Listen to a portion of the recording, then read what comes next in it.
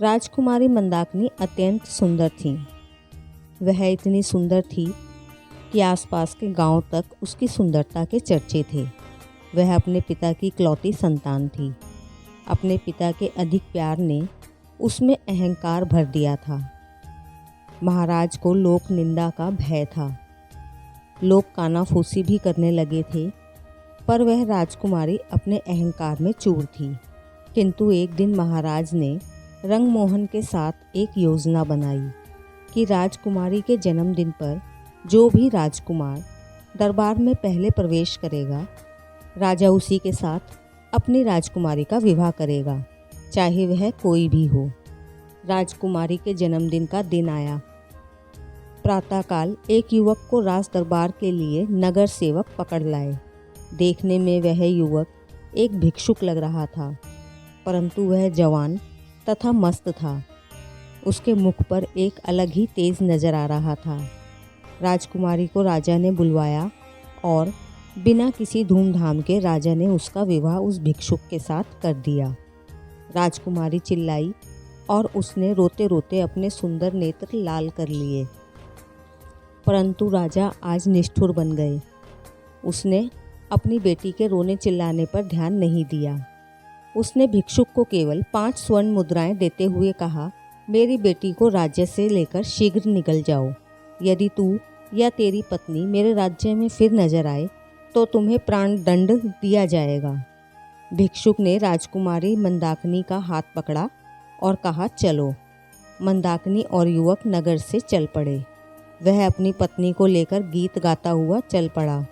राजकन्या को पैदल ही रोते रोते अपने पिता का नगर छोड़कर जाना पड़ा, पर युवक ने राजकुमारी के रोने धोने पर ध्यान ही नहीं दिया।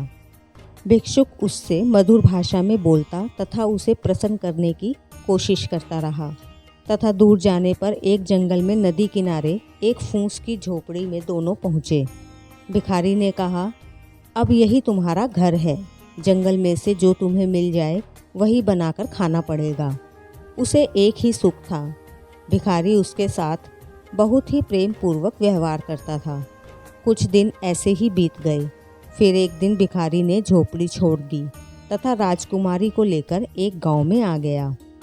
वे एक खंडर में रहने लगे। भिखारी कुछ पैसे ले आया और उसने उन पैसों से मिट्टी के बर्तन लेकर अपनी पत्नी को कहा, इन बर्तनों को बाजार में बेच आओ। कुछ समय पहले वो एक राजकुमारी थी। उसके लिए इन बर्तनों को लेकर बाजार में जाना बड़ा ही कठिन कार्य था, परंतु मरती क्या ना करती। उसे उन बर्तनों को लेकर बाजार जाना पड़ा। वह सिर पर सारे बर्तन बाजार ले गई। थोड़ी देर बाद एक घुड़सवार बाजार में आया। उसने मंदाकिनी से बर्तनों के दाम पूछे। उसने दाम बताए। मुड़ते समय घोड़ा भड़क उठा और उसने सारे बर्तन फोड़ दिए।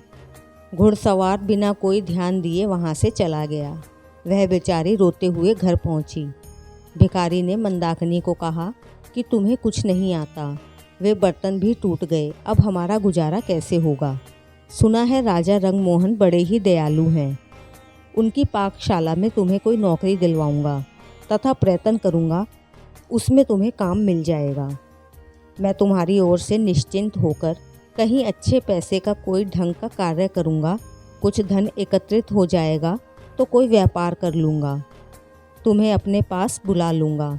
उसको राजा रंगमोहन के पास जाने के अलावा कोई रास्ता नहीं दिखा। अब उसका स्वभाव भी बदल गया था। वह पाक कला में प्रधान सेविका बन गई थी। राजा रंगमोहन का जन्मदिन था। मंदाकिनी ने अत्यंत स्वादिष्ट पकवान बनाए। राजा ने पकवान खाए, सबको इनाम पुरस्कृत किए।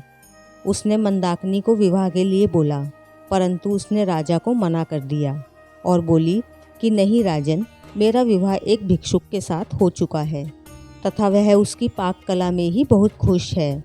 जैसे ही मंदाकिनी दरबार से दरवाजे की ओर जाती है तो वह भिक्षुक आ जाता है। राजकुमारी उससे मिलती है तो वह उसके पैरों में गिर पड़ती है। वह भिक्षुक उससे कहता है, मंदाकिनी, तुम्हें मुझ में और राजा में कुछ सादृश्य नहीं दिखता। अब भेद खुल चुका था। वह भिक्षुक और कोई नहीं, स्वयं राजा रंगमोहन ही था। राजा ने कहा, मंदाकिनी, मुझे क्षमा करना, तुम्हारे अभिमान की परीक्षा ली, वह भी तुम्हारे पिता के कहने पर। कहानी का निष्कर्ष निकलता है, जीवन में अभिमान का कोई स्थान नहीं है।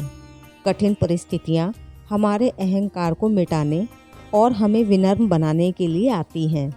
जीवन की सच्ची समझ हो जाती है। कहानी हमें यह भी बताती है कि जीवन में सच्चा प्रेम करने वाले की सदा जीत होती है। सहनशीलता और विवेक हमें जीवन में आगे ही बढ़ाते हैं।